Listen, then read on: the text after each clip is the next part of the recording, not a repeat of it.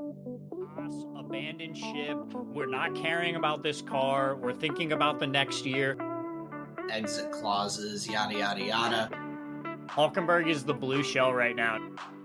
Angle grinder guy, he gets a raise. There you go. Whoa. He gets both salaries. There you go. What are they doing with the 5th and 6th seats? Yeah, it's just Weenie Hut Formula One Junior now. They don't fire up the same way that F1 cars do. Formula One fans, welcome to the Tyred Boys podcast. I'm your host, Justin. And I'm Aaron. Welcome back, everyone. We've got the Brazilian Grand Prix review here for you today. We'll go through the usual quick hitters, a little do you work here, and then get into the sprint weekend there. But Justin, it is good to see you, my friend. I'm excited to get into all the motorsport news for the week. Yeah, it's been kind of a busy weekend in that regard. With the Brazilian Grand Prix weekend, with the sprint and the regular race, a lot of sessions. So we have a good amount to go through, as well as some recent recent quick hitters as well. So yeah, Aaron, good to see you too. Let's get into the episode. Sounds good. So I'll jump into the initial quick hitters. I had talked to you a little bit about this, but there were a lot of conversations about NASCAR, the Cup Championship, and the Xfinity Series Championship. Just because the format is kind of peculiar, but one of the big notes was that Connor Zilic, who has been one of the best drivers in the Xfinity Series across the season, moving up to NASCAR with the Trackhouse team next year to the Cup Series, does not win the Xfinity Series playoffs after having the most wins across the season, most second places, most podiums, most top fives, top tens, top 15s, most pole positions, highest average finish, all of these things across the year. The going into the playoffs just kind of leading by a mile in what would be the standard format, points format in other series like Formula One, but unfortunately just misses out in the last race of the season to come in second, I believe, in the Cup Series or the Xfinity Series Championship. And so the system, I was looking into it because there was a lot of upsetness with Connor Zilic, but then alongside with that, our boy Kyle Larson won the NASCAR Cup Series Championship playoffs. And so, although he was one of the best racers across the season, the way the format worked, just left a lot of people upset. But in terms of Connor Zilic, he also, because of not getting this win, ends up missing out on other opportunities. He was going to get to do an FIA Endurance Championship rookie test in Bahrain, but only if he got enough FIA points by winning the Xfinity Series. So he unfortunately doesn't get the opportunity to do that. IMSA jumped in and is gonna have him do a testing this week for one of their sanctioned tests at Daytona in hypercars. So I think part of all of this hubbub got him that opportunity after missing out on the FIA Endurance Championship testing. But to kind of get down to why a lot of people were frustrated with the point system, essentially there is a regular season championship that's determined by your wins, position finishes, and everything across the regular season.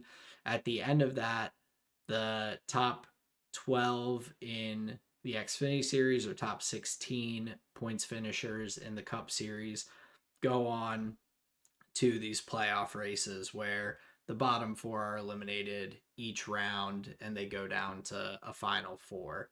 However, in all of these races, the entire field is still racing. Just those individual guys are the only ones who are potentially going to win the playoffs. So it's kind of funky. You could get screwed over by just a bad incident from some of the other drivers on the circuit that has nothing to do with you or any of the other championship contenders. But overall, as things were breaking down in the Xfinity Series playoffs, Connor Zilic won one of the three races in the round of 12. They do three races, and then one race to determine the champion in the final four. So he wins a race there. He's the top finisher in the round of 8, and then ends up P2, just finishing behind Jesse Love in the last race. And Jesse Love had been the last person to make it through in the round of 12, had been the last person to make it through, or one of the last people to make it through in the round of 8. And so someone who's kind of way down the standings throughout the season in comparison ends up beating Zilic at the end. And then from Kyle Larson's side, he didn't win, I think, at all throughout the different stages of the playoffs, but still ends up being the champion just because of the way the playoff points worked out. So it's just very convoluted basically through all of that for this system, and it left a lot of NASCAR fans that I was seeing with a bad taste in their mouth. Like, it just doesn't um, highlight the season very well and who the best driver of the year was by going into this playoff format. Yeah, I can understand that. I'd have a hard time, It's a lot just to like, follow, like, to figure out, and it gets right. even more like into the weeds with how you earn playoff points throughout the season and all these different things. um just to say that it seems like, at least in the Xfinity series, the best driver didn't win, but in the Cup series, one of the best drivers does. It just looked really weird in the standings throughout the playoffs for him to win without winning a single race of those last 10 races for the Cup series playoffs. Yeah, yeah, that makes sense to me. The fact that you still are like driving, but you're like mathematically out, Mm-hmm. um, that's weird because you are just effectively like you're trying not to play spoiler, but like that's why you're there as well. Right. Um, yeah, I'd have a hard time like getting amped up about that, I think. Especially when you're saying this Connor Zilic just has like, he's just top of the board in like every other facet except for he just didn't win the last race, so he doesn't win. Yep.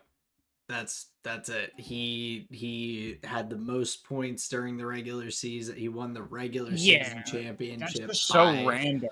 That's it just so random. is. And like, even in there was one of the rounds in, I think, the Xfinity playoffs that, yeah, in the round of 8 where it narrows down to the top 4, not a single one of those top 8 that were in the playoffs actually won any of the 3 races that they did in that round. Like, just the random guys who were down the grid won all 3 of those races in that round of the playoffs for the Xfinity series. So it's just a very bizarre, like, way the system works. Um Mhm. and even like reading up onto it, I'm like, it it's hard to follow, and I think it's just bad for the sport in general. People are confused why certain guys won and others didn't. People are confused by like how you even qualify for the playoffs. People are confused by how the playoffs work. It just doesn't attract fans who are going to want to, like, you're not going to get many casual fans that way. Um, or expand your audience into beginners when every Hmm. single part of the season is confusing for them to follow.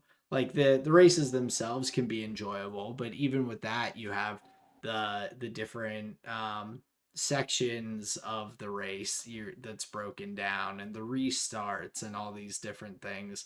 So it's I think they need to retool it just in general to hopefully um maintain fans and also make it a little bit easier on newcomers to the sport. Yeah, that's like not my conception of a playoffs. That's just like, yeah, Like I would that's think just a if bit of a you're headache. yeah, like if you're doing the top 12 in my mind, at the very least, you kind of do it like qualifying format where these are the only 12 dudes on the track for these three races and then the top 8 from there go and race in the next three races and only those people on track. That would make the Yeah, but most even sense that to version me. doesn't sound like that's like more that would be more in line with the spirit of like the playoffs, but in the Right, spirit of like exactly. NASCAR, that's Oh not yeah, cool at no. all. Absolutely. Like there's gonna be so few people watching because there's only the fans of those people that are left in it. You're gonna lose so Yeah. many. So I think it just needs a huge overhaul. It's really weird how they have that laid out and everything. Um, and it kind of came to a head with this championship. A lot of people were describing it as just kind of like the worst thing that has happened to NASCAR in recent years is this playoff format and how it kind of shakes out. So definitely an interesting thing to kind of keep an eye on, I guess, because I've started to watch just other motorsports a bit more. So I do pick up a Hmm. NASCAR race here or there, but um, it makes it tough to follow, even for someone who I feel like I'm very into the motorsport world, and I was struggling to follow along with any of it. So um, yeah, definitely needs an overhaul in my humble opinion. Well, rest in peace to Connor Zillage. Like he just should win the important race. You know, I yeah, I forget all the other ones. Just guess that's the just way it peak at the goes. right Just time, dude. yep, just win that best of one finals. That's what the people want. A best of That one yeah. finals. I guess he messed up. Flip a coin. It's fine. Um, but to move on to some other motorsports news, Formula E announced their Gen 4 car for season 13. It looks really sick. I think it looks like it's like a Batmobile, just beast Sure. of a machine. And so I thought that was pretty cool. I also learned a fun fact about Formula E because someone was asking why the tires in the release video were grooved tires, and apparently it's a sustainability thing with Formula E, which they're already electric cars, but for sustainability they don't have different like wet weather and slick tires. They are taking these ones with grooves everywhere, and they don't have to use as many tires when there's or waste and be unsustainable with the tires as they go through the year, whether it's raining or sunshiny. So I thought that was a Sure. kind So of they neat. like knowingly sacrifice on pace to like be a more sustainable series overall. Yeah, Yeah, that's pretty cool. and I feel like it works well with that kind of line of the electric cars and everything. It just Mm-hmm. makes a lot of sense that they would make a On decision brand, like if you that. will. That's absolutely a good way to put it. One big brand though that was in the news a lot this past week was Ferrari for a number of different reasons. Some good, some bad. We had Ferrari becoming world champions in the World Endurance Championship for 2025. First time since 1972 that they have won the top class of the sports car world. So that was clinched by our boy Antonio Giovinazzi and two Let's other go. Ferrari teammates there. So Show those haters wrong. not only a Le Mans winner, but a WEC world champion. Then the AF Course Ferrari won the Hypercar World Cup with another one of our former F1 buddies, Robert Kubica, out there at the helm. Um, so very impressive in the world of motorsports for Ferrari. They've won the Le Mans 24-hour for the past 3 years, and then being endurance champion, world champions this year is definitely a pretty exciting moment for the team. Yeah, and I would say a pretty exciting moment for Giovinazzi. I imagine somebody like who leaves Formula One, you probably feel like, yeah, you could go anywhere, but you know where would you want to go that might feel as sweet as like winning a Formula One race or even just getting a Formula One drive. World Endurance Championship would be a decent step down. So yeah, for him to convert that into a big dub, convert that into a Le Mans win, like that's cool. And I have to say, I likely big time underrated Giovinazzi. To It's the hard degree of not like to. Like we were pretty fair. new to the sport when he was racing also, so it's hard to. I feel like I didn't have a very full grasp of the grid as a whole. That's fair, but yeah, that's fair. I think a takeaway would be it is tough to see like the full potential of a driver when they are in a weaker car. Like Yeah. they may have that, raw pace, raw skill, but if it's not available in the machine, it's really tough to get that like really clear, eye test going. So yeah, pretty clear one there for Giovinazzi because now he's winning some big titles, so that's really exciting for him as a driver, and then for the Ferrari team as well. That's so cool. Yeah, it's very cool for him. I think it's always exciting to see just some of these drivers and names that we know in other series and see how they're doing. But Ferrari's kind of bad side of the coin this week. And so this was actually after the race weekend, but um Lewis Hamilton as well as Charles Leclerc were both vocal about some of the struggles that they've had throughout the season. And Ferrari chairman John Elkann said, "Shut up and drive, boys." And came out and said that the drivers need to focus on driving more and talking less. And I think that that is a pretty interesting strategy when you're working with a 7-time world champion and someone who I think at this point is pretty synonymous with the Ferrari brand with Charles Leclerc. So overall, I found that as not the best idea from John Elkin to come out and say that publicly. I mean, maybe internally that's a different story, but yeah, I thought that was a bit of a shocker for the Yo, news this week. I'll even do you one better. Like this is the angle of that conversation that I didn't see anybody talking about. Is like what the sport makes them talk all the time. After Yeah. every session, there's 10 minutes of media. After every rate, they're in the media pen. They're doing this, they're doing that. Oh, the pre-race Mm-hmm. press conferences. Lewis Hamilton, what do you think about this? Lewis Hamilton, blah blah blah. Talking. Bro, does he like know what sport he's like so Yeah, that's I mean that's a that great to me point. is just that to me is just the insane angle. It's like what like by definition, them being Formula One drivers, all of like the media responsibilities and stuff, dude.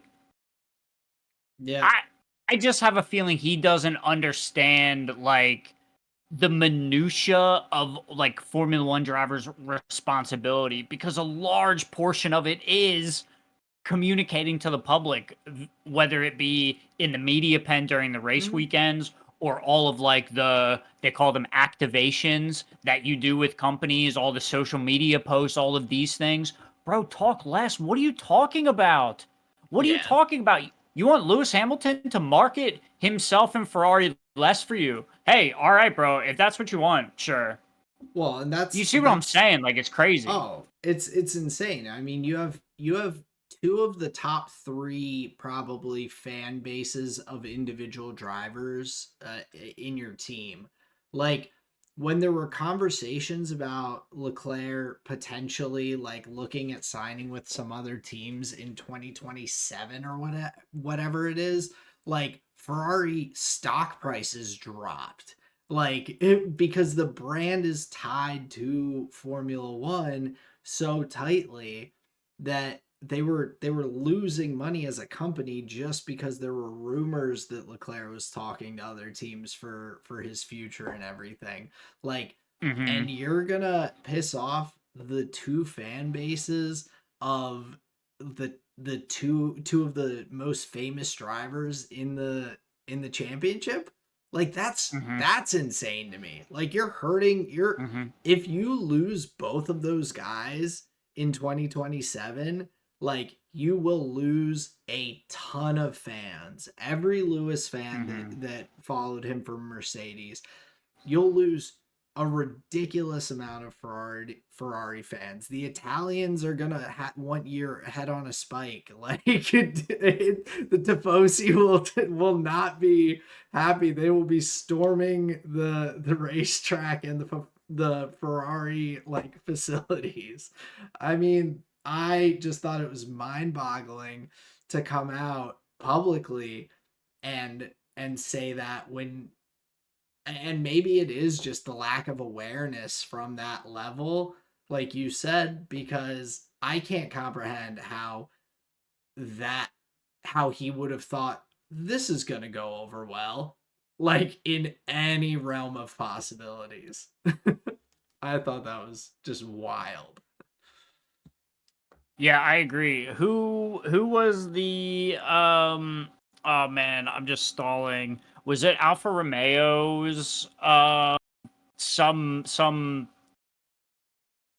one of the corporate personalities from another team said a similar thing like about the drivers, and was it the team that had Oh, Valtteri on it? it might have been. I vaguely Where remember, which would have been Alfa Romeo. Yeah, before they became Kit yeah, Sauber. where it was like the CEO or somebody like this was like, yeah, they've got to pick it up, or like, this culture's got to change around here, something like that. Yes. Yeah, It's yeah. like, bro, like, go away, just go away, dude.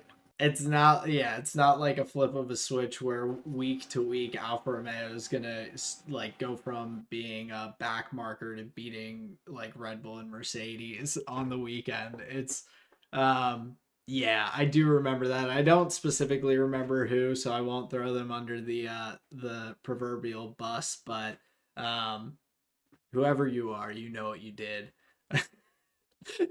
But to jump through the last couple quick hitters here, we had the Williams team with an updated name and logo for 2026. They will be the Atlassian Williams Racing Team, or sorry, the Atlassian Williams F1 team, and they updated the existing W in the Williams logo to match the F1 team a bit more. I think it's cool. I'm glad to see them um, having or like maintaining the Williams name and brand even after the family sold off the company a couple years back. So I think that's cool that even with the revamped team name, they're maintaining that for the history of Williams in the F1 world. Yeah, I'm kind of with you on that one. I think Williams is historic team name for Formula One, and I think at least for a little bit longer, it's worthwhile retain that legacy, retain that history, to keep developing like the newer fans that you'd be getting through your, Carlos Sainz pickup, and Alexander Albon is a solid quality driver as well. So yeah, I'm not sure I really see anything wrong with that. I think it's kind of cool.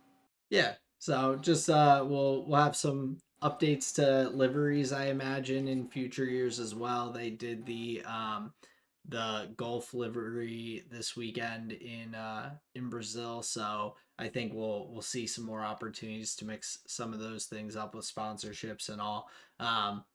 But that wraps out the quick hitters this week. We do have a little bit of do you work here. And someone who's no longer working in the racing world, or at least as a driver, is Jenson Button. He officially had his last race. I honestly didn't realize that he had a full time drive that he was still doing over in I believe it was the World Endurance Championship, or it might have been Hypercar. But either way, very cool that he was still driving as a full time driver, along with all of his F1 duties and involvement that he's had there over the past few years. But wrapping up a very illustrious career for Jenson Button. Yeah, that's interesting. So he was like last driving hypercar, you think? I think it was World Hypercar endurance? for the Joda Motorsports team, or Joda Sport team. Um, so yeah, in Hypercar it looks like. Oh, okay, very cool. Yeah, got his best finish this year. Finished 10th in that championship. Very cool. Yeah. Yeah. And So I have to be honest, what I have seen of Jensen Button on the yeah, I'll be honest, I've like never watched him race. I know he is a like popular name in the paddock. I know he has won in Formula 1, so that's very cool. But yeah, I don't know him as a racer. I really only know him as Media Jensen. yeah, But I've enjoyed him in that role as well. But yeah, it's cool that he gets to kind of end as a hypercar driver. That's very cool. yeah. But like impressive that he was still driving at such a high level this far into his career and everything. But the other little bits of news, so Colton Herta was doing some testing in some Formula 2 cars, getting prepared for the upcoming season. He got to do some wet weather testing at Monza. So already diving in, getting used to the new wheels that he'll be in for the upcoming F2 season.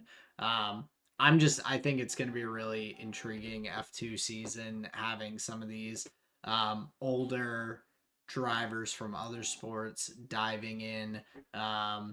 What I believe Rio Hirakawa from over in Super Formula is going to be driving as his teammate, is what I think I remember hearing. So there will be a number. It won't just be these young up and coming drivers. It'll be some of these other guys who are looking to prove themselves and get an opportunity in F1. And then Franco Colapinto, it looks like, is going to officially, I believe they officially announced it, stay with the Alpine team for 2026. Even though he has not scored a point yet this year and has had some struggles, they look like they're going to maintain him as their second driver for the upcoming year.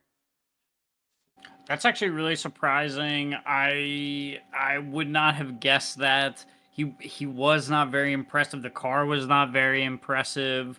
Um, Off the top of my head, I would say that Gasly probably got the better of him in qualifying sessions. Although thinking back, I'm not 100% sure on that. But yeah, overall, like I was more excited about Colapinto at the beginning of this year than I am now and was. So that's pretty surprising. I wonder if it's like they value what he's bringing to the table, um, or if they feel like that's just kind of their best option right now. Yeah, and I would imagine that like Paul Aaron, who was kind of their um other option that I think they had narrowed it down to at this point, that maybe he'll get the opportunity as a reserve driver or just to get some more experience during the upcoming year, and who knows, maybe Alpine will be the new Red Bull and just start swapping drivers mid-season every year, and we'll see Paul Aaron before the end of 2026. But um I think there was a lot more excitement about him from his super sub performances last year that unfortunately hasn't panned out so far, but we've still got a couple of races to go. But yeah, unfortunately, he and his the gentleman Jack Doohan, who he replaced, are the only ones who have 0 points on the year, which is also kind of a wild thing for the F1 grid to have so many points finishers across the year, where we've definitely had a number of years where drivers really struggle to get any points up there, like the Nick Latifi and George Russell years of Williams, or some of the Kick Sauber previous years here. Yeah, and I wonder if that goes to like end of a regulation cycle, drivers overall improving, teams that were kind of in those back marker positions, even they have found areas that like they can excel in, some tracks where they can get some odd points here and there.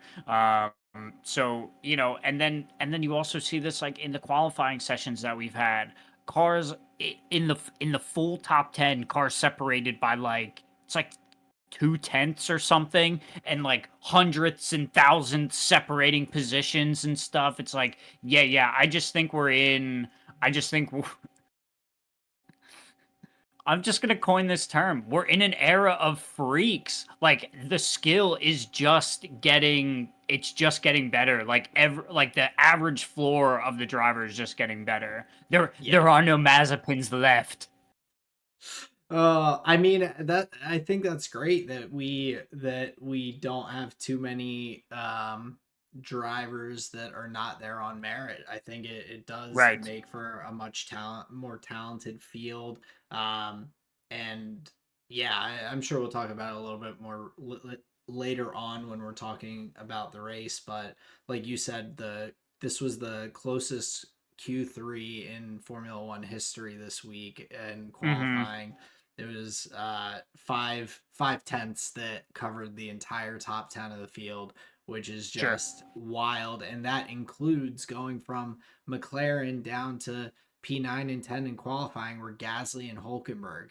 So Mm-hmm. like last week, or last race in Mexico City, we saw Lando qualify 5 tenths ahead of P2 in the qualifying. So yeah, really extremely close qualifying here, and with a very, very big mix of teams in that top 10 as well. Yeah, so I think it's just yeah, that it just doesn't surprise me. It just doesn't surprise me that this late in a regulation cycle, with a series that has so many roads to it, right? Yeah. Like there are so many avenues in, but like very few seats, obviously. Like, yeah, I think it really will select over time, where every few years, yeah, these are the top 20, right? Like these are just Yeah. some of the best guys doing it. So yeah, that's really cool, and also kind of what the eye test, stringing this back towards Alpine, also kind of what the eye test has been telling us, right? Is that like, yeah, they were just the most kind of non-existent team on the grid. Like Yeah. how many episodes do we just don't have anything to say about them? They did nothing, they were nowhere, Yeah. all of these things. So I'm not really surprised at the 0 points. I am surprised that they're retaining Colapinto. Yeah. But like you said, he may just be gone, whatever, Right. by Bahrain. Yeah, Flavio doesn't seem to really care too much, but Cut I it. think, yeah. I think the fact or after some of the struggles like that we've seen, that's where I think I was a little more surprised that they were maintaining him with some of the crashes and incidents and everything and Yeah. costs to the team. But um Dude, like, what was the weekend where he, like, crashed in FP3 and then crashed in qualifying or something? Just the worst shit ever. yeah, it's like your mechanics are probably miserable. Like no one's having a good time there. Um So a little bit surprising, but I think hopefully with the new regulations and everything, there will be maybe some opportunities for him to show himself in a car that can be a little bit more competitive here. We hope. We'll see how it shakes out once we start seeing the testing and all. Um, but it's looking like it's going to be an exciting 2026, and I'm looking forward to that. But we still have a little bit of racing here in the 2025 season to go. A little bit more to go. Do you feel like you want to talk about the Red Bull seat with the rumors are Yuki Tsunoda's out, Hadjar in, pull somebody else up? That, I mean, I feel like until we hear things are confirmed, but it sounds like that's the most likely. I've seen some rumors that Yuki has some opportunities potentially in IndyCar already with Honda backing, Oh, since cool. there's some IndyCar. But everything's such like with the Red Bull seats, I feel like week to week these rumors shift and change. So I hadn't put too much weight into anything until we hear it from Helmut Marko's mouth. So Damn. Yeah. Unless Helmut Marko tweets it, it ain't real. exactly. Fair. That All is right. Fair. my barometer for the Red Bull organization. So I'm always Number one looking source. I'm always looking for my daily Helmut Marko horoscope to see how my day is gonna go. Oh, dude, that's way better than my joke. That was way better than my joke. That's so funny. The Helmut Marko horoscope. No. Yeah, that's how I know what's gonna happen across my day. I look forward to it every morning. It's what keeps me going out here. But before we keep going in You this will be episode, presented with a good opportunity. but for Nice. how long? Um, but before we jump on forward into the rest of the Brazilian Grand Prix weekend, we just want to remind you, if you're listening along, if you think we're funny, if you like our jokes, if you like seeing us on the video, go ahead, like, subscribe, get in the Discord, chat with us on race weekends, chat with us throughout the week about news you see in the Formula One and motorsports world. We really appreciate you all being here to listen and spend time with us. Thank you very much for tuning into the episode and back to the episode. All right. So I believe here before we get into our full recap, we've got the hot seat for the Brazilian Grand Prix at Interlagos. Oh yeah, let's do it. This one just vanilla, nothing too crazy. Just wanted to get some history in, just wanted to learn something this week. So, Aaron, how confident are you? How much do you know about the Brazilian Grand Prix? Oh, I feel like I've got a few big highlights that I know, but I don't know if I have as much in-depth history as we're gonna need. But we'll find out here pretty quick. All right, we'll see how you do. For everyone playing along at home, we got 5 questions, three multiple choice answers each. We're gonna run through them and see how much Aaron knows about the Brazilian Grand Prix. Aaron, are you ready to get into the hot seat? Yep, let's do it. All right, first question. Name your dog after him. What year did Ayrton Senna win his first Brazilian Grand Prix? Was it 1988? Was it 1990?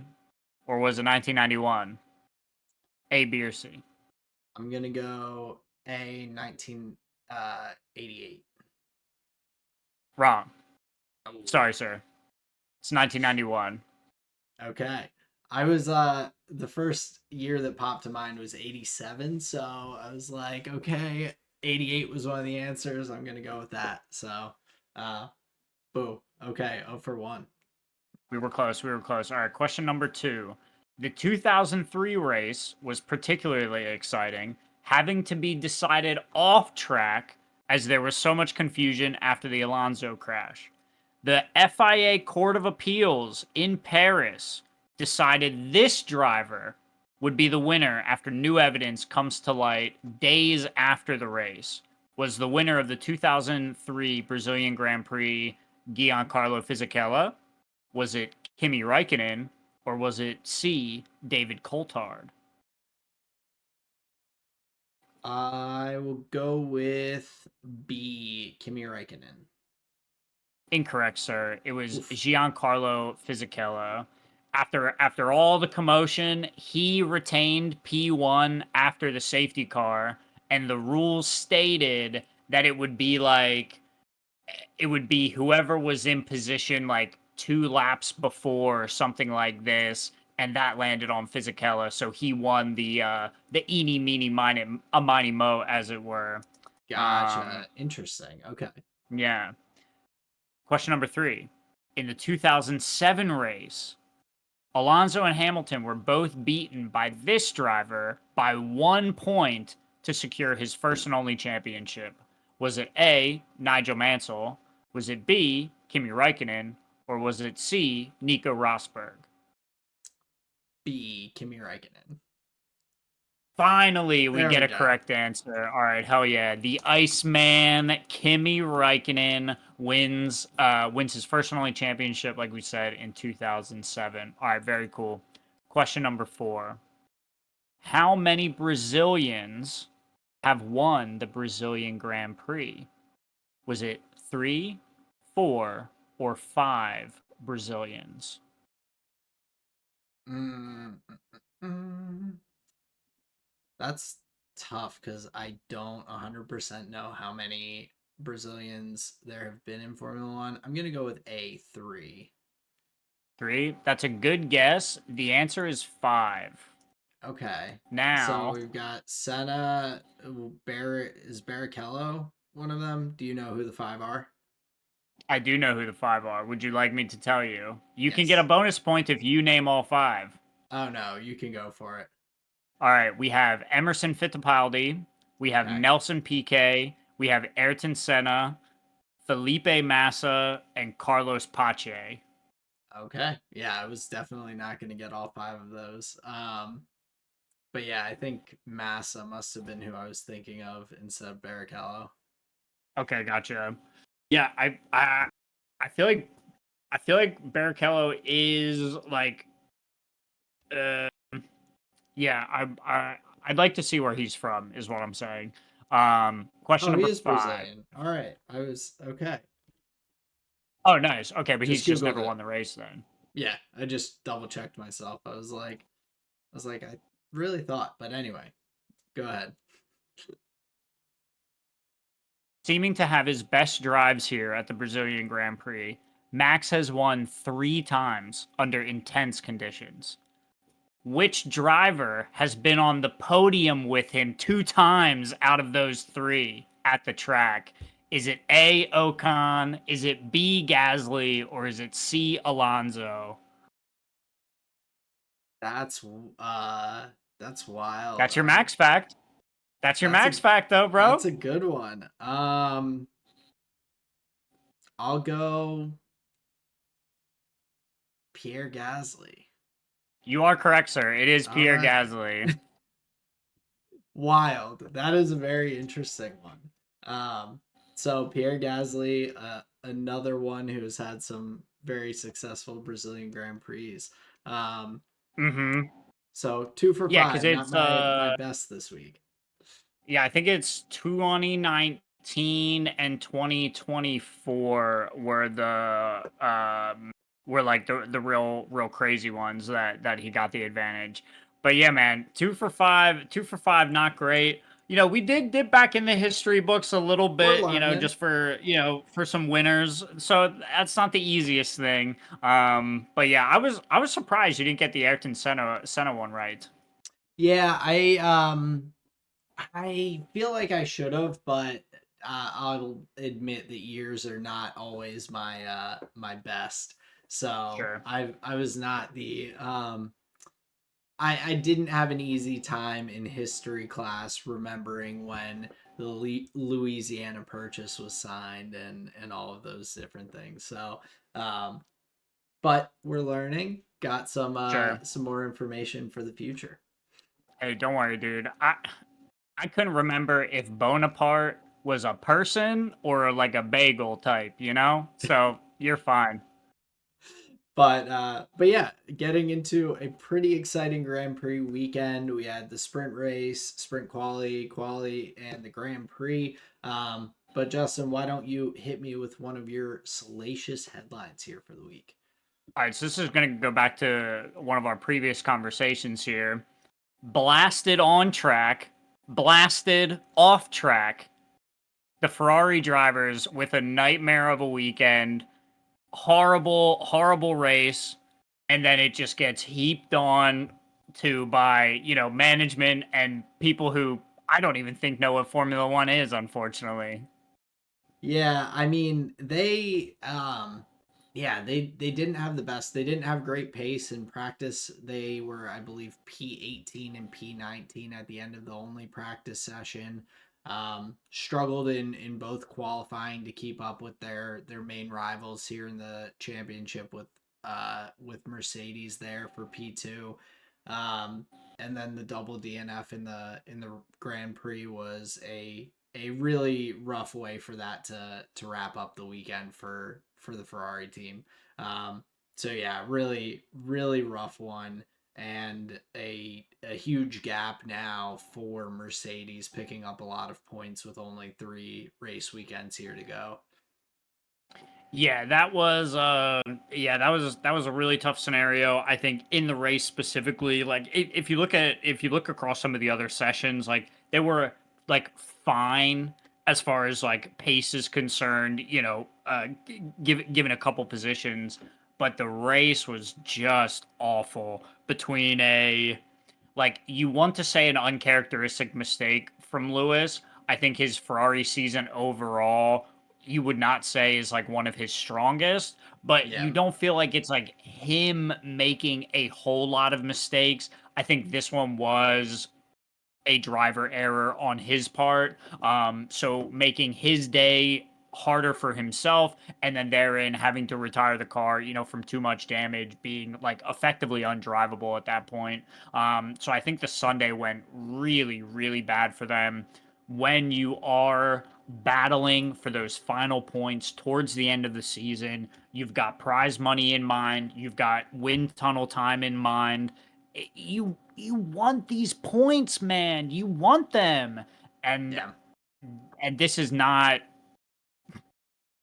Captain Obvious over here. A double DNF is not what you want. yeah. So I hope that Charles Leclerc and Kimi Antonelli are good friends. So then he may be able to see the upside. Like, hey, at least I was out, but I helped my boy Kimi get a P2. That's that's the only way you're gonna see a silver lining if you're Ferrari, is if like you're homies with Antonelli. Yeah, I mean it's just a pretty brutal weekend overall. Like you said, with the contact and everything, for Leclerc completely out of his control, for Lewis a little more on his own side there. Including getting the penalty, which fortunately he did keep driving and was able to serve the penalty, so he won't get a grid drop for next weekend and hamper himself moving forward. But but yeah, really just they didn't seem to be much of anywhere. And then in terms of the just on track fighting, it was unfortunate. The only real highlight was Leclerc's qualifying performance, qualifying up in P3 for the Grand Prix. But outside of that, it was just a weekend to put in the past, and unfortunately, there's not too many more weekends that you can put in the past at this point. Like it's the now. You got jumped by Red Bull this weekend for P3 in the championship, let alone Mercedes now having a huge gap up in P2. Um, so hopefully they'll be able to turn it around, clear their minds, focus on driving, less on talking, and put some good performances out there for the rest of the season. Because this isn't how you want to see that P2 constructors battle go. Like you want to see it coming down to just who's finishing higher week to week and some on track battles and some excitement for that. Not just one team kind of shooting themselves in the foot a little bit and falling away there. So definitely a tough weekend for Ferrari. My first headline relates to that a little bit as well. My headline is this weekend was just the pits. So in a number of ways, we had the Ferrari double DNF and all that we just talked about. We also had kind of a little play on words. Max starting from the pits for the Grand Prix, making his way up through, but after a pretty abysmal qualifying session, being knocked out in Q1 on pace for the first time in his career without there being some sort of other incident on track. And then the other just kind of a driver who's probably down in the dumps a little bit of Oscar Piastri, who has just unfortunately continued struggling over these past few races and through the Grand Prix here in Brazil, crashing in the sprint race on some water that was on track, getting the 10-second penalty in the Grand Prix that knocked him um, down the order after a solid qualifying in P3, and just kind of seeing that championship start to slip away as Lando's taken a more commanding lead here. Yeah, I think I would agree with that. Piastri maybe wanting the old Piastri back in some ways. The pre-break Piastri, come back, we need you. Yeah, I would definitely agree. Some drivers having some tough weekends. Max getting beat out, having to no, it's cool. I wanted a new engine anyway. Like all good, man. Like it's fine. You know, yeah, yeah, it's tough for these guys. Yeah, definitely a weird weekend for a number of drivers. But what was your next salacious headline here? My second headline is Hajar hunts the Red Bull seat. Double podium for the junior squad puts him in prime position for the promotion amid Sonoda struggling to find any rhythm or consistency across Grand Prix. I think towards the end of the season, Hajar has just been getting better. He has just been leveling up. He has just been gaining more understanding, and Sonoda is just he's just not. He is like kind of the same driver he was last year. The car it's just kind of the same. He's not able to get the most out of it, it doesn't feel like. Um so yeah, I feel like in talking about contracts, yeah, I feel like Hajar is right now just like the much better favorite. If it's true that Mm, you're only as good as your last race result, you take Hajar every time. yeah. And I mean, he has had a really solid year. The performance this weekend, the only small issue I had with his drive was just getting a little feisty at the end of the Grand Prix against his teammate Liam Lawson. They banged wheels, I think, at one point as Hajar was trying to kind of impatiently force him way past on the last laps of the race. So I think I love to see the aggressive driving. He has good pace and all. But you just want to, especially when you're battling your teammate and there's constructors points that are on the table, you're still not out of reach from a couple of the teams behind you in the standings. You've got to just be more a little smarter with that decision making, a little calmer in those circumstances there. But otherwise, I mean, Hajar's had a phenomenal season so far. Yeah, I would tend to agree. I would also like to use this opportunity to maybe like call myself out a little bit, understand like a bit of a blind spot, a little bit of a weakness in my analysis. It's been 100 years that Yuki Tsunoda has been driving, and I feel like I've just consistently been giving him the benefit of the doubt. I've never changed my analysis of him. I've I've always, I think, in some way been thinking like, oh, next race will be the one. Like, honestly, I think that's kind of how I've behaved with Tsunoda, and I need to be more willing to, you know, separate the wheat with the wheat from the chaff, and not like rely just so much on the like, well, I like him narrative, It's tough I though. I mean, it is we tough, but I have the to do drivers do better. have personalities, and I'll say that for me this season, I think I've started to break away from that because I've just kind of almost forgotten that Red Bull has a second car. Yeah. I'm just like I don't focus on it throughout the race weekend really that much. But then when I hear Yuki, I'm like, I love Yuki. So I definitely am with you on that. I think I've given him more of the benefit of the doubt because we have seen those moments here or there throughout his career, but it's never been super consistent stretch of those solid moments like we're seeing with Isak here in the Racing Bulls this year. Yeah, yeah, and that's where I would like to,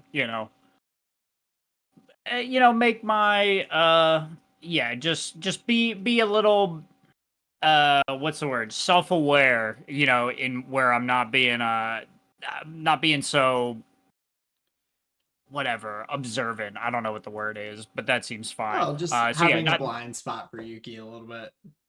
fair. So yeah, that was my second point. What's your next headline for us? My next headline is Prima makes perfect. We had a Okay. really good weekend for the Prima team drivers from last year in F2 with Kimi Antonelli getting the P2 finish in the Grand Prix, Ollie Behrman up in P6, and Ollie Behrman. I have a bunch of little tidbits that I was waiting to sprinkle in throughout the episode, but Ollie Behrman is the first Haas driver um, in team history to have 4 points finishes or 4 races in a row finishing in the points, which is pretty incredible. Really, really impressive rookie drive. We had Kimi Antonelli on the other side, who, with those points, and I'll add the disclaimer that motorsport and autosport and all these other people didn't include. But Kimi Antonelli has now broken Lewis Hamilton's rookie points record. Um, but the point system is way different, and you get a lot more points in current F1. So, um, Yeah. yeah. So if you put Lewis's season rookie season into the current point system, Kimi Antonelli has 122 points in 2007. Lewis would have had 265 points. So, uh, still a very impressive weekend for Kimi Antonelli with his qualifying performances, his finishes. Um, but also just he's had a very impressive rookie season, and Hmm. I think after the salacious headlines, one of the things I wanted to talk about briefly is with all these rookies. We just talked about Hajar, we talked about Antonelli, Behrman. I'm having a little bit of trouble on who I would vote for rookie of the year right now. So I'm Ooh, curious okay. to get your thoughts a little bit, um, but yeah, with Prima makes perfect. It was a pretty phenomenal weekend for both of those rookie drivers, Kimi Antonelli and Ollie Behrman, respectively.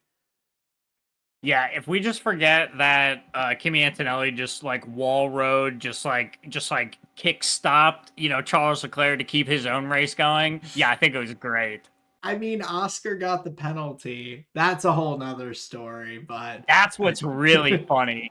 That's what's really funny is it's Kimmy that donkey kicks Charles like off the track, and the stewards are just like, Oscar Piastri, what the hell did you do?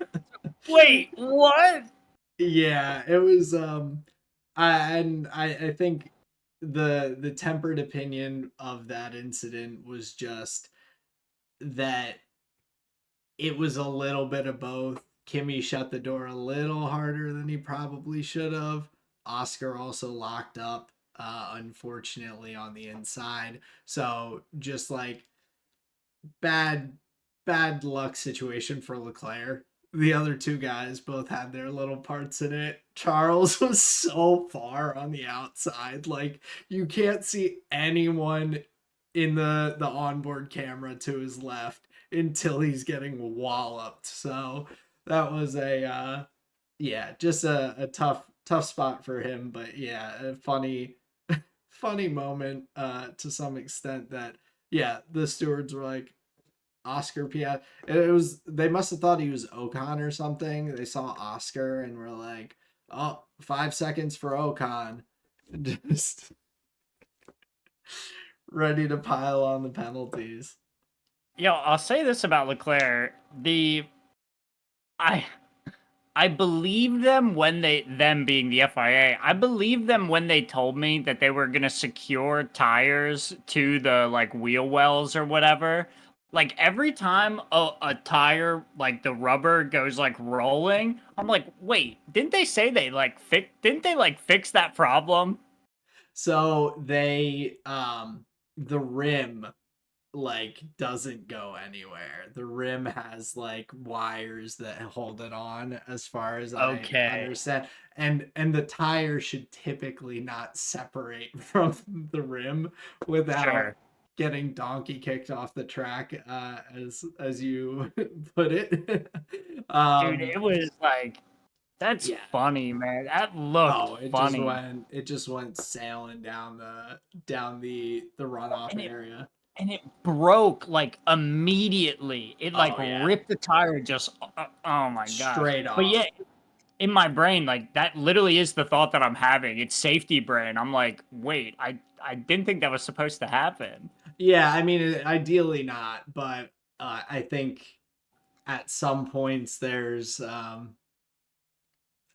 you can only do so much to Sure. keep these cars together. Um, Sure. but on top of that, I'll just jump off into my last Go for it. headline here. But I had home hero hardships for Mhm. Gabrielle Bortoletto, and talking about the crashes, like unbelievable the safety, and I know we talk about it a lot, and like just the efforts that they have put in to the point that Gabby took 2 hits on that crash, a 34G impact, and then went flying sideways through the air, slamming into the barriers at 57 Gs.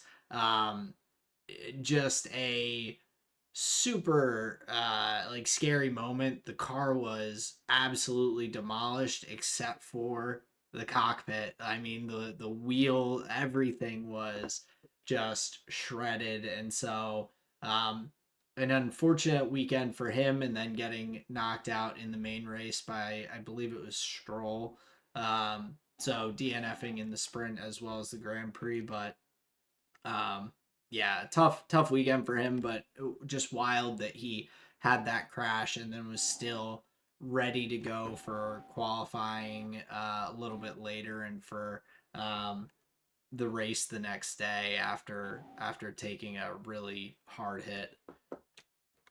Yeah, I think that's the element that people won't understand is like that's that shows their level of fitness. That shows how in shape and how healthy these guys are. Like down to is gonna sound crazy, but like down to a molecular level, these guys are so fit they can run into a wall like that and through proper care from the team and through themselves and through the nutrition, yeah, they're just able to, once the car's ready again, they're ready to drive again.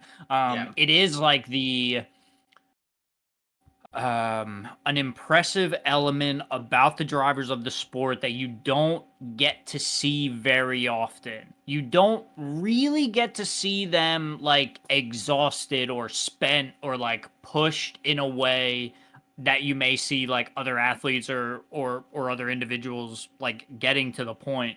I Yeah. think of races like what's the race in the desert that's always really hot, or like the Singapore race, or like Yeah. where they come out, they're sitting on the ground, they're dumping the water. It's like, okay, it takes that much to like pressure these guys. Yeah, I think Qatar is the other one that's usually Okay, pretty brutal. Yeah. sure, but like you get what I'm saying. So yeah, Oh, I think it just 100%. speaks to a, like you said, the safety measures that go into the car design, the track design, and the the PPE, the personal protective equipment. But then also the the fitness level of the drivers. I think it goes hand in hand, where they keep themselves sturdy, to put it simply, so they can kind of eat those types of contacts, right? That's that's Yeah. that's a lot, but yeah, it is pretty impressive to see him walk back on track. Yeah, I mean that's something where I can't imagine like is anyone with a normal fitness level being in any sort of condition, like just I know they have the neck guards and all the other gear once Mhm. they get in, but like their neck strength for all the G forces they feel and things like that are like a pretty I think underrated part of that fitness to some extent Yeah, that you don't think of, where that I'm sure was just that fitness, the strength, being used to all the G forces and everything makes a huge difference with coming back and bouncing back so quickly. Just really unfortunate that for his first home race on the grid, he wasn't able to even get to the finish line, unfortunately. sure. No, and I feel like across my knowledge of like seeing fan bases, seeing crowds, seeing like how amped up certain nations get, when things are like hosted in their country. Man, there's nothing like Brazilian fans, dog. They get Oh yeah, loud. They get loud, son. So like, yeah, I imagine Bortoleto, like, in some ways more than anywhere else, like you would miss hearing those fans, because yeah, I can yeah, imagine they were just pouring the love on him all weekend. So yeah, to not get any running in that track, in that circuit, that'd be tough. That'd be tough. So yeah, yeah, that's you don't like to see that for Bortoleto. yeah. So definitely a bummer for him on the weekend, but um, being another rookie, I thought now could be a good time to jump up. Unless you have any other final headlines here to talk about the rookie of the year and kind of get your thoughts on that between some of these impressive rookies we've got on the grid. Yeah, that's interesting. So like I don't have like stats or anything in front of me. I don't have like their results. So like, this would just kind of be like an eye test type thing. I didn't Yeah, like I don't have which any I think prep is for it. reasonable because especially we have like Kimmy in a Mercedes, we've got Hajar in Racing Bulls, Behrman in a Haas, but to give you Yeah, just a like couple of stats, Kimmy with his 122 points is seventh in the championship, um, and then Isak has 43 points in P10 in the championship. Behrman is P11 tied with Alonso for with 40 points. So just 3 points back for Behrman from Hajar. Gotcha. So it sounds like you could easily compare maybe Behrman and Hajar. Like maybe the machinery doesn't feel exactly one to one, but you could at least say like, okay, well, if you believe Hajar has a better car, Behrman's getting close to the same amount of points as Hajar is, like in a not so competitive car, like at least in the long run. I think if you look at like towards the end of the season, like the last 4 to 6 rounds, I think both the RBs and the Haas have looked comparable, have looked pretty similar. But that means over the long run, over the course of the year, Behrman was getting similar points to Hadjar. So in that regard, you would probably have to say Behrman may likely be doing a little bit better than Hadjar, but I feel like the Lawson Hadjar lineup for RB was like a bit slow to start. They're like changing early. There's going to be some confidence issues there. We're trying to get rolling. We don't know what the starting lineup's going to be. So like, yeah, maybe you give a little bit of like, maybe we cut them some slack in that regard. So between those two, I think there's like some comparable elements.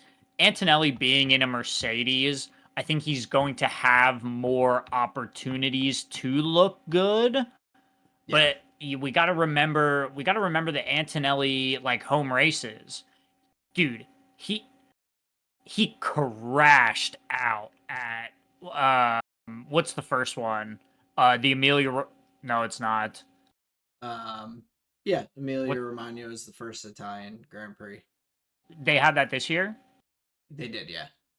Okay, gotcha. So, Yeah. right, he didn't do great there, and then Monza's the second one. What were his Mhm. results there? So I gotta find Kimmy real quick. Oh, my bad. I thought No, you had you're him up. good. I had Behrman and Hajar up, but for Emilia Romagna DNF'd, and then Yep. for the Italian Grand Prix finished P9 and picked up 2 points. Gotcha. And it was like that run around the Emilia Romagna Grand Prix where like Antonelli just looked like another driver, like just on the Yeah. grid. Like he could have been anybody in any car. His standouts, a little more possible being in the Mercedes. So, okay, if that's kind of like where each of them are coming from, then you kind of got to average it out. Like, what do you value most? Right. And like the standout performances, like Canada when he got his first podium, George won that race and Max was P2. Like the both Mercedes drivers were on the podium there. So just knowing that their car just was hooked up for that race weekend, Hmm. that it of course gives a little bit more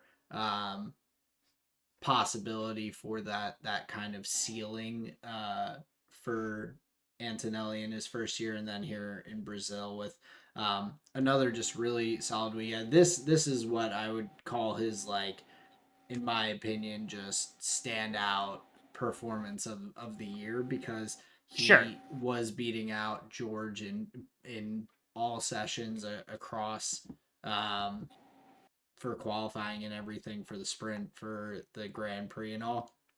But I think for Behrman and Hajar for me, it's a little bit of a mix of, they've never been like having their strings of consistency at the same time, really. We had a really good stretch in the middle of the season, through that European calendar from the Emilia Romagna Grand Prix up through Monaco and Spain for Hajar, where he was getting really good points finishes, has the podium in the Netherlands, where Behrman, he was really kind of struggling through the middle of the season, all the way back from Saudi Arabia for 8 races. He didn't score a point. all the way until Belgium. So a kind of slower middle of the season, and then now these really solid points finishes here the last four race weekends. So I feel like for me, it's almost hard to compare because they haven't been at their most competitive in the same race weekends really very consistently. Um, so I really at this point I'm kind of for me it's a little bit up in the air who I would give it to, and that's why I thought it was interesting because earlier in the season I probably would have said Hajar when Behrman was getting no points finishes when Antonelli was struggling during the European season. Um, but then now coming on later in the season, Behrman and Antonelli are both kind of leveling up a little bit here and bringing themselves into my mind as all at a similar level.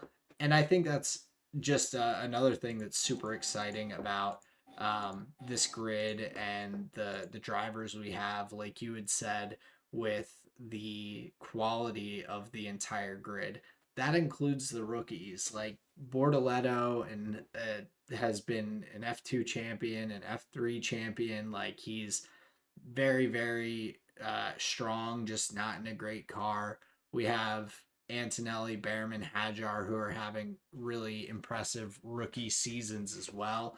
And so to round out the field, even from those young drivers up through to Alonso, who's finding ways to get into the points week in and week out, we're having some really good quality drives from across the grid. Yeah, if you're looking at just purely like which rookie got the most point, like has the most points, it's Antonelli, right? You said he has like 120 or whatever. Yeah. But yeah, I just think there's like car development schedules to factor in. Like some of these teams haven't put a new part on their car in weeks, Yeah. And right? But like Haas and Racing Bulls have. So right. like that contributes to them looking better and looking good and these things. Um so yeah, you kind of gotta weigh as many of the variables as you can. But yeah, if you're going just on pure points, it's definitely Antonelli. But if you're going on like recent results, like you're saying, Behrman stringing together a record set of results for Haas, like that's pretty cool. Like that's He's ahead of really cool. his veteran teammate in the championship as well with being about 10 points up on Ocon. Right. Um where Like I feel that's like something. the side by side between Hajar and Lawson is a little like they're both young drivers. So it's not like Lawson is not a race winner like Esteban Ocon or has that veteran experience. Um, so just another angle to look at Behrman and be like, Exactly. maybe he is, but um, I really think uh it's going to come down to these last couple races because I imagine in a lot of the analysts' minds and people who are voting on these things like Rookie of the Year, I would imagine they're at a similar kind of thought process as Oh yeah, we no, I are, don't think where we're like it's out of our depth. no, I just think it'll be very cool to see how the votes kind of split out and how close that rookie of the year voting ends up being. Yeah, unfortunately only two out of three of those names do I have nicknames for. So that narrows it down a little more in my mind. That means two out of the three are cooler than one of them. You've got Isak Honey Badger Hajar. You've got AK Antonelli. AK Antonelli. That's Yeah, pretty yeah, good. like AK-47, like Kalashnikov. Yep, I gotcha. Hell yeah, dude. I mean, So that's what makes a really good rookie is if you can make like a fun nickname out of their name. That's what really matters. which of them has the fastest hair? That's a good question. I don't think any of them actually have very fast hair. The Yeah, I think the probably not. objective answer would be it would have to be Behrman, right? He's got like the clean shaven. It's Kimi probably Antonelli's pretty ragged, and Isak's pretty ragged. That's not fast. You got to be yeah. aerodynamic. I feel like Ollie's is definitely kept a little bit more He's like uh military cut. high and tight. But yeah, I maybe that means Behrman's it. There we go. Maybe We Behrman is decided. it.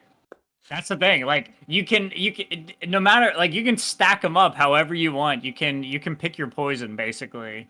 Yeah. But And yeah, I I have think no like bias with any of them either. So I feel like that makes it a little easier to just be kind of objective from the outside at looking at it. I like them all equally.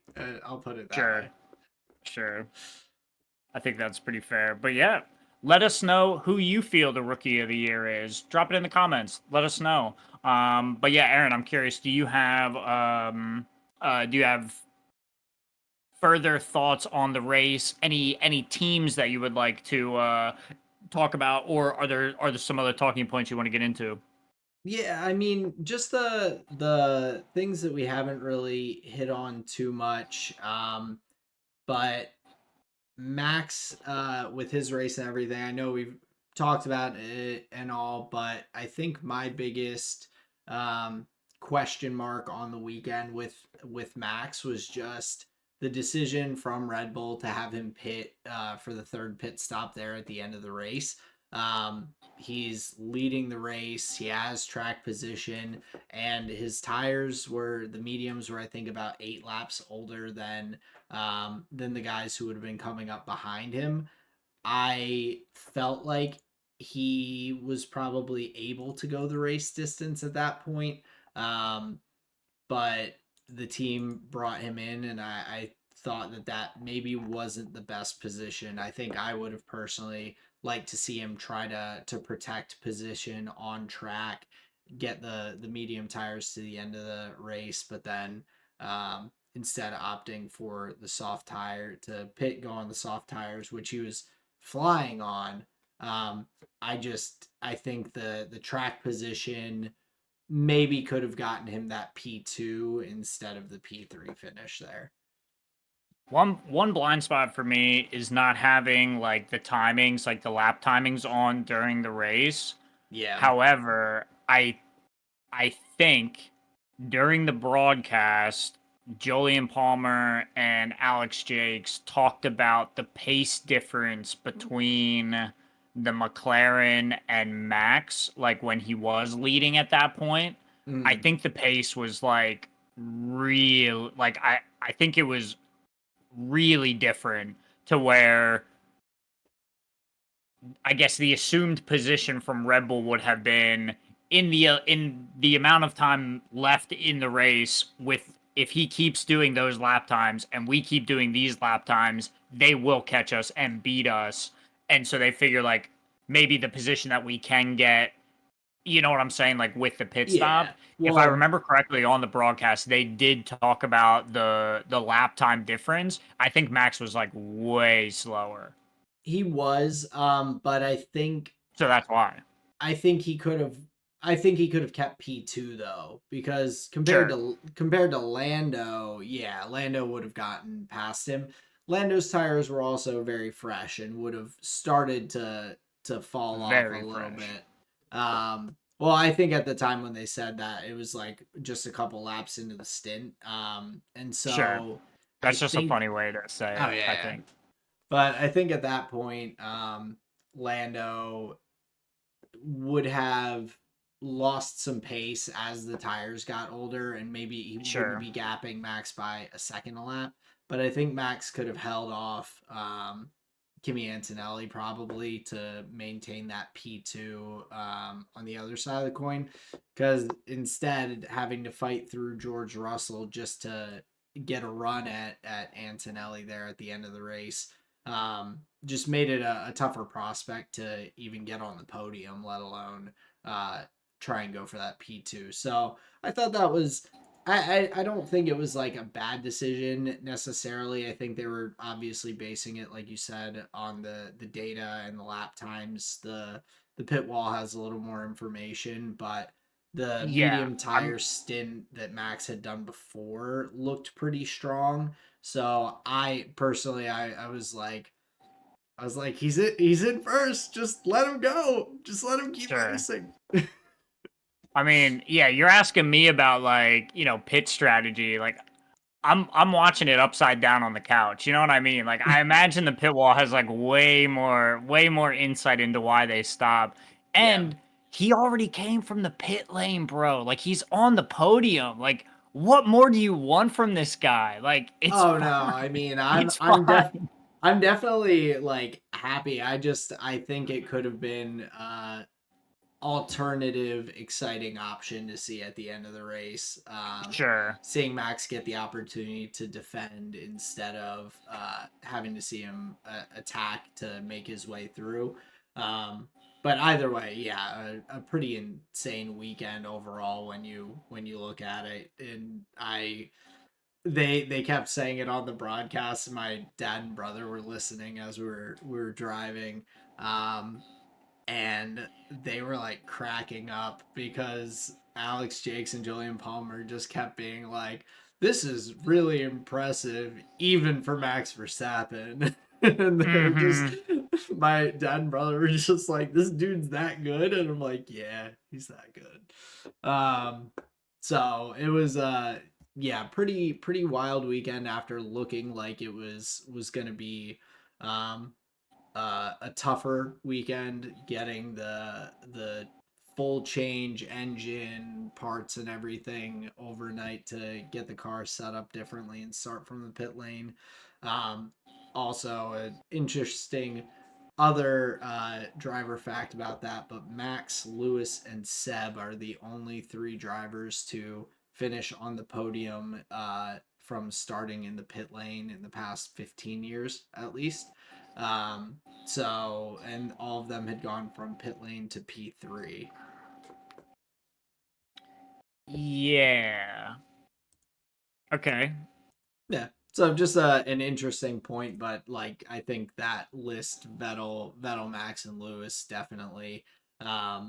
It's a, an impressive list of drivers who have had the ability to do that at any point in time. So pretty cool.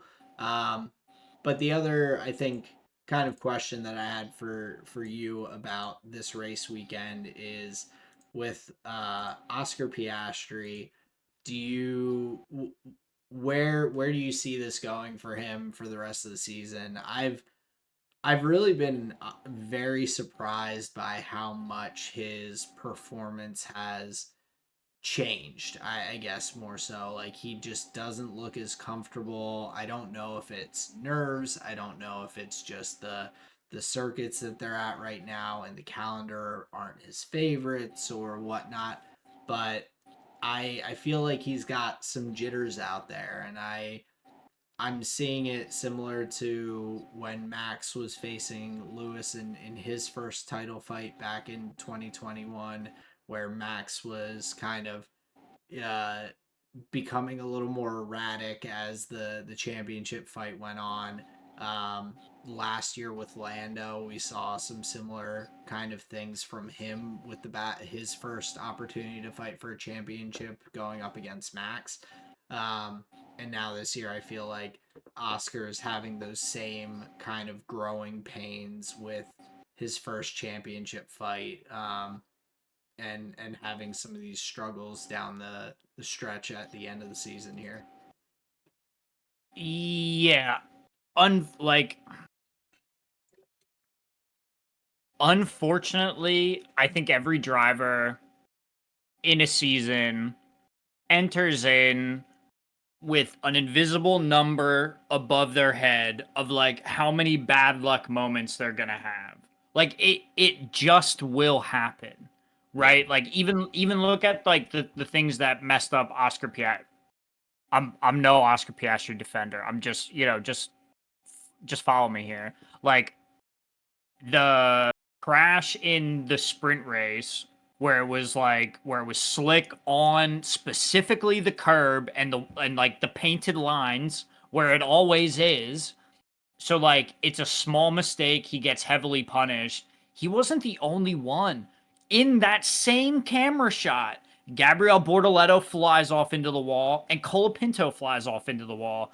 Yeah, we're not talking about legends here, but we are saying like, yeah, other top drivers made a mistake in the same exact spot.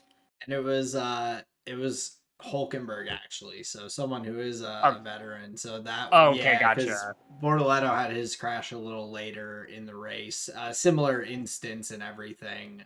But it was a But kick it Sauber. was a kick Sauber, but Okay, gotcha. um, there was also conversation. Lando threw that water onto the track by going wide at that turn, and I did see that. but I I did mean, see him kick that out. but either way, I mean, it's like that's not intentional either. It's not, he wasn't like, oh, let me people were joking about like Mario Kart bananas, just Sure. dropping the banana behind him. But I mean, like that's racing. It's a semi-wet surface and everything, and any driver could get caught out in a tough spot like that where all of a sudden you lose grip. Like it's completely just an unfortunate instance there. But I It's think we've changeable conditions, right? Like yeah very easy to mess up there. Okay, so that's the sprint race. And then okay, now on to Sunday, now into the race, now to the 10-second penalty. It's like every driver, even Lewis, Max, Lando, they all know. They all know what it feels like to get that message from their team that the FIA has made some just insane decision against them for some God knows reason that like doesn't even make sense with the rule book. Like every driver on the grid has at least one or two yeah on average. Some get hooked a little more, right? But like I think in those closer positions, not even the FIA has all the answers. And sometimes they just eeny, meeny, mo somebody and say, like, yeah, you're it. And yeah Oscar Piastri gets picked. Unfortunately, it's just at the end of the year. Honestly, I think the more like egregious thing, the more egregious moment that you should be looking at as far as like when did Piastri's season change? It's when he crashed into the wall at Baku. yeah That's the one that's like was really within his own control. There was nobody else. It wasn't some penalty for this and that. No. He drove just straight into that wall by himself. So, unfortunately, I think for a Brazil, it's like it's the conversation, yeah, it's like it's a fine conversation to be having, but these aren't the examples of like, did Piastri just throw it away? No. I think these are just moments of bad luck that will happen to every driver every year up and down the grid, no matter what car you're in, no matter what time of year it is. Like, you get what I'm saying, right? oh 100%. And Yeah. I wasn't trying to obviously I've been very impressed by Oscar across the year. I thought he had really good composure. But it's just surprising, I think, I guess, after all of that consistency across the year to see him Mm-hmm. have such significant struggles the last Mm-hmm. this last little stretch from Baku, the DNF. He has not been on the podium since then. He has the DNF, Right. P4, P5, sprint DNF, Right. P5, sprint DNF again, Right. and then It's P5 again. Right. So It's like more of these things that I think paint the like yes, it's the same point, but like mhm, different examples, right? I right. don't think 1 10-second penalty is like the thing. No. It's all Yeah. of these other just below his average performances that have Right. compounded to now where when you do get a 10-second penalty in that scenario, yes, it feels like the world's over. Yeah. Yeah, I think where the backside started was like somewhere around the Baku crash. Yeah, and I think it might be a little bit of both. Like it's obvious Fair. that like in previous years, like I said, Lando had his fair share of mistakes. The restart issues, the starting issues, everything when he Yeah. was up in the fight against Max for the first time. Um, like I said, with Max and Lewis, Max definitely boiled over at moments, but I think the other side of the coin that also makes this it's so like glaring with Oscar's performances is just how stellar of a job Lando has done over this past stretch to bring himself back into the lead in the championship. He's put in some unbelievable weekends. He's won the last three races, if you include the sprint from the Mexico Grand Prix, Brazil Sprint, Nobody Brazil includes the Grand sprint. Prix. That's the But joke. I mean, Nobody includes the sprint. Toto doesn't care about it. Kimmy, it's okay. Focus on the race. Right, right. But but I mean, like where Oscar has had these P5s, P4s, and everything. Lando's getting a P3 in Singapore, a P2 at Circuit of the Americas, P1 in Mexico, and so that point differential I think has made Oscar stand out in a negative way more than he should as well. Hmm. So and now at this point, it's going to be interesting. There's 3 race weekends left. Uh, one might have a sprint race that no one cares about, but the gap here in the drivers' standings and all has now grown a decent bit here for Lando to be almost a full race win ahead with 24 points up on Oscar with a couple races. But again, Lando could get hit with the bad luck bug here in the end of the year. Um, Exactly. And it's we'll be it's having the flip side conversation. Did Oscar throw it away because he got penalized? Yeah. So it's just interesting because I think watching a young driver who has a lot of talent get into this championship battle, it's interesting to see how things shake out. And I think some of it's been a little bit of bad luck. Some of it's been just like that, like 95% instead of the 100 on the exam. Um, so overall, still, there's a lot of exciting racing to go. One race, all it takes is um, a slippery corner on the track, and Lando could be right back neck and neck with Oscar. Right. Not rooting for that. I just want to see some good, exciting racing, and for Max to win it all. Thank you for coming to my TED Talk. I think that was my only other point was that I think Max is after this weekend, people can officially close the book on that shot at the championship here. I think it would be a from all of the calculator Max Verstappen fans, it seemed like now they're looking towards a Lando DNF needing to be included to get Max across the finish line in first. Hmm. Um but yeah, we still have a very exciting fight between Lando and Oscar here with the last 3 weekends to go. Yeah, I would definitely agree. And like, if you just enjoy like, good racing, just some other storylines to follow, the Mercedes I think have been having like really strong weeks. They've kind of shaken to the top of like I think they've just been, recently the second best team, right? Russell, Mhm. like him or hate him, he drives a pretty good Sunday.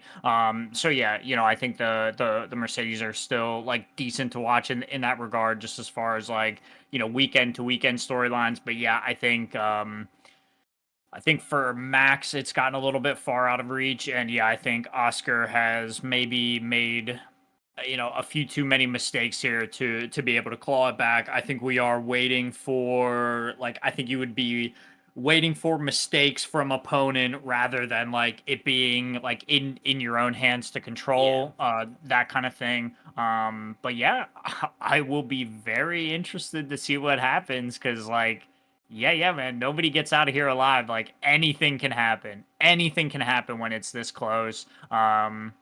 And I would argue with 3 races left, I think it is still very close. Oh, Especially absolutely. the FIA just loves handing out, pink slips and jury duty to everybody. So who knows?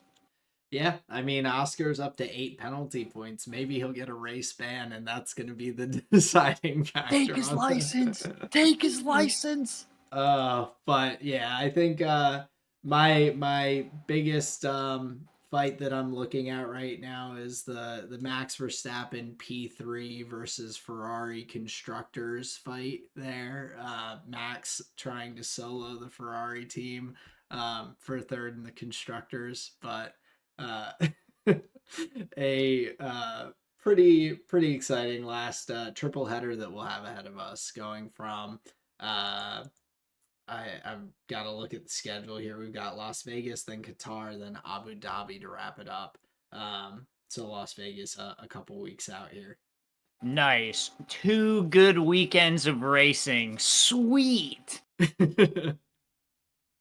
You all can figure out the third one out. But yeah, any other final notes from you here for the weekend? I think that wrapped up most of my notes here.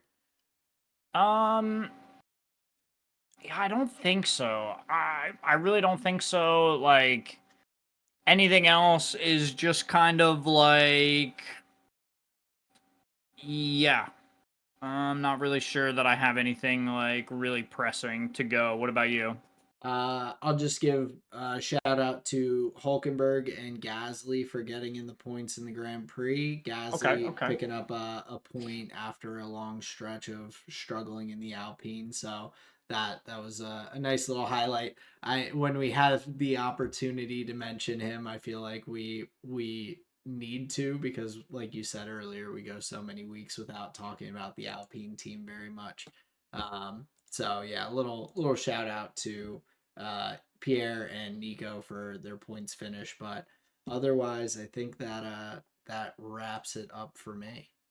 Very cool, very cool. Well, yeah, let's get these people out of here. Let's get into the cool down lab. I know you had a vacation out west somewhere that I've just been dying to hear about. So let's get into it, man. Tell me all about it. Yeah, so my dad retired this year. He wanted to go on a trip with my brother and I out to the Grand Canyon, Sedona, do a lot of hiking and everything. My dad and brother have not hiked very much and are not avid hikers. They're in good fitness, being runners and all. Um, but this was kind of cool for me to be the more experienced person to kind of help guide things along and just figure out a bit of that while we were out there.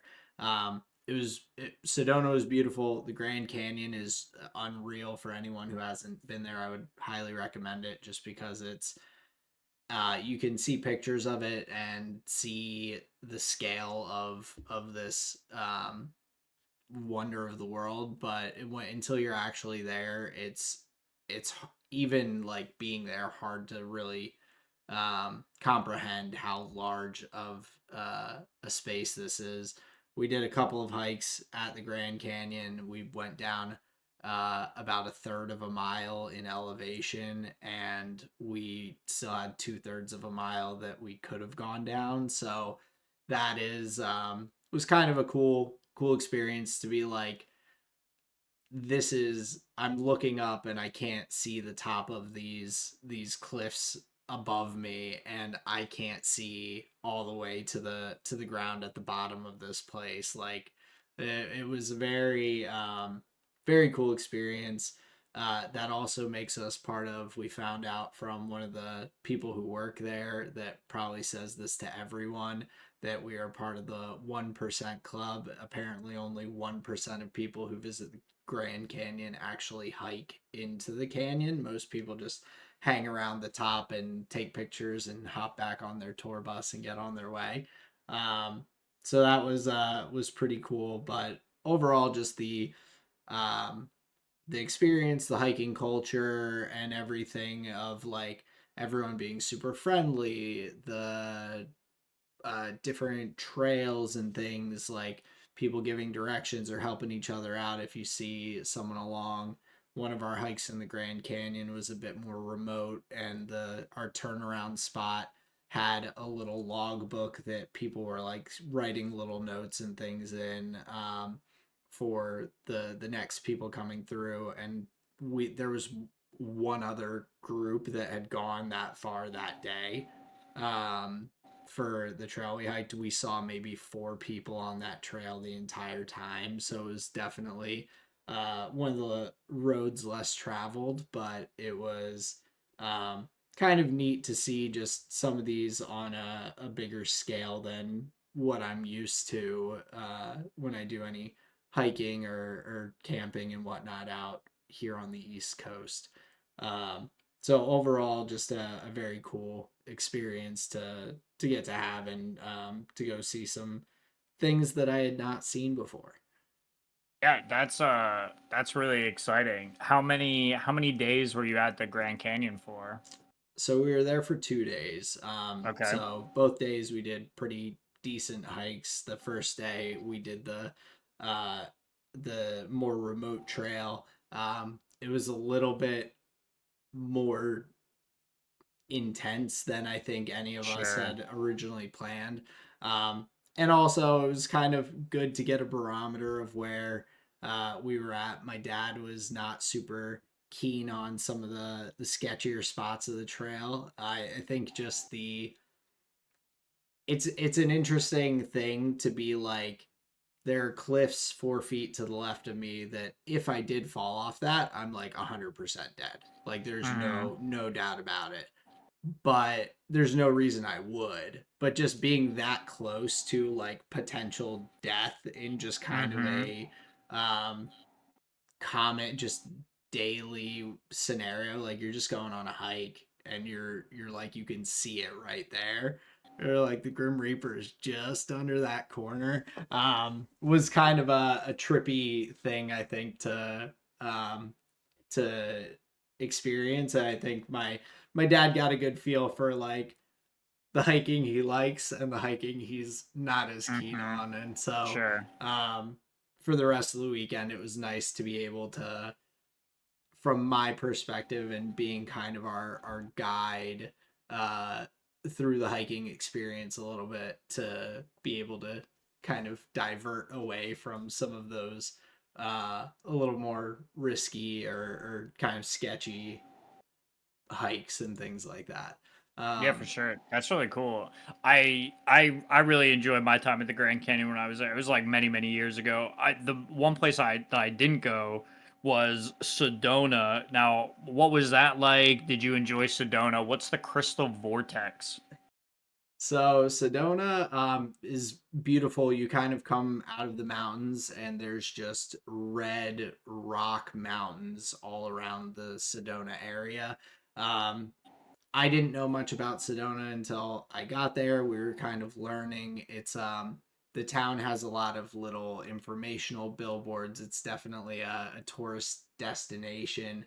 Um, but some beautiful hiking. You these red rocks and mountains and hills that you're going through, and the just difference in the vegetation from the East Coast and everything being a bit more dry and desert kind of, like with the bushes and and trees and everything, was it was really just beautiful out there. But the Crystal Vortex, apparently, this area is, whether it's the climate, um, the plants that are in the area or whatnot, they have determined that this area has healing properties of some sort. So there's a lot of new age things that are all throughout the town, from salt rooms and spas and massage um, and crystal healing and aura reading and all of these things. But the Crystal Vortex is just this um, belief that there is some supernatural healing aspects from all the rocks and the different minerals and stones that you can find out there in the area and that are all kind of surrounding this pocket of Sedona. So it was kind of it was cool, but I was a bit surprised to see just as much of the I we rolled in and I'm like, there's psychics and aura readers and all of these different things. I was like, I thought this was a hiking town. Sure. um, They're all but yeah, just grifting each other, man. but yeah, you go to the spa, you go get your aura read, you talk to the psychic at the end of the night. They tell you what trail to hike the next day. Seems to be the way to It's go. not bad. Okay. Yeah, that's Eh. not bad. Yeah, tell me which trail I'm not gonna fall off, please. Exactly. Like Okay. what seems bad. But yeah, it was a cool experience and getting out there to do we did a hike every day except our travel days. Nice. And so that was also cool for me because I was more experienced than my brother and dad, but not by a huge margin. So I feel a lot more comfortable now with my hiking abilities, and I think I will have to plan to do a bit more here and then maybe some future trips different places. So Very cool. but yeah, that is my day in the life from my little vacation this past weekend. But Justin, what do you have for us here on the cool down lap? A little bit less fun of a story, but a story nonetheless. So we had well I say we me and my mom had she just some normal oil heater maintenance. We've been having some trouble getting heat into one of the rooms. you know call for a maintenance appointment. Cool.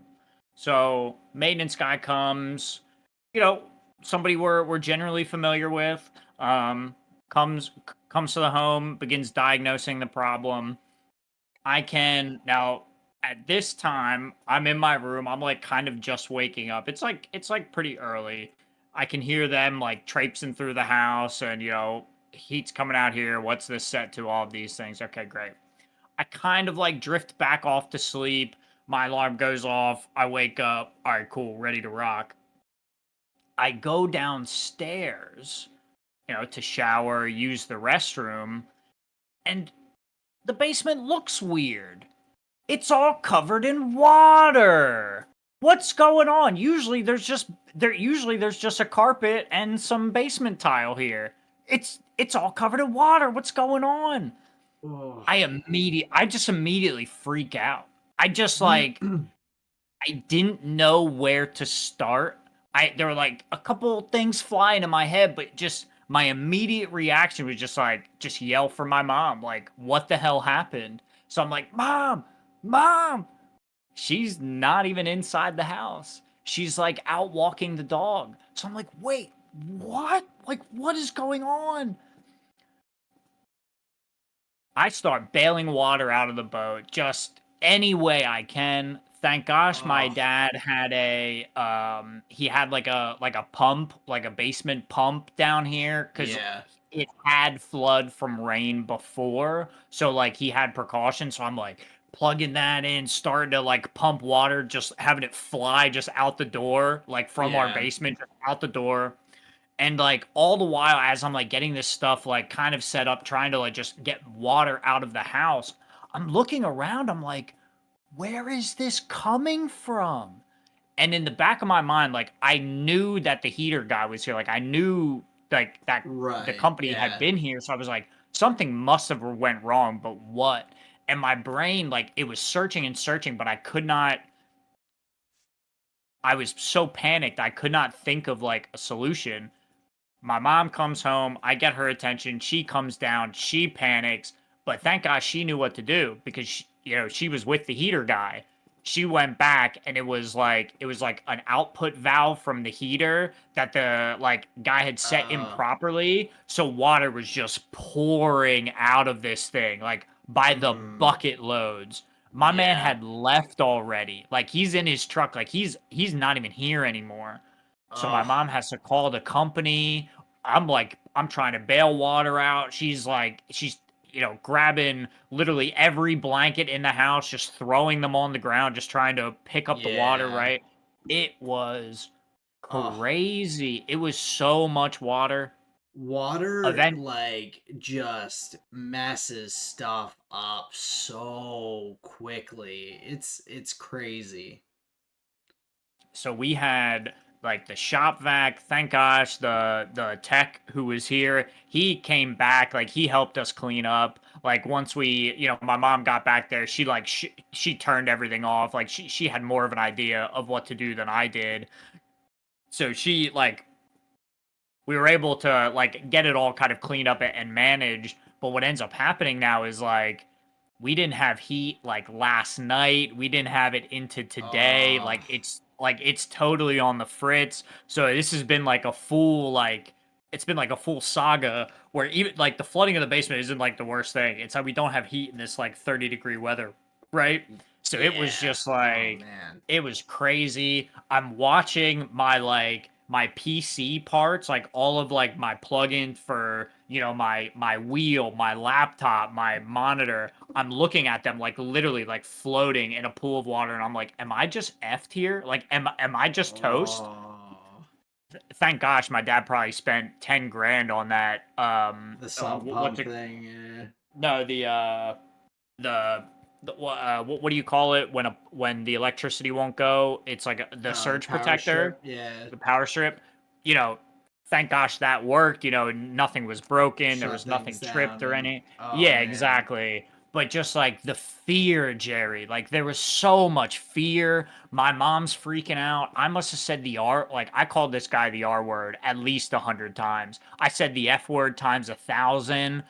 As I'm just Man. like traipsing around here, just like bailing water out. I'm like, F this, F that, F this guy, what the F? He's such a F Yeah. in this. I'm like, what the heck is going on?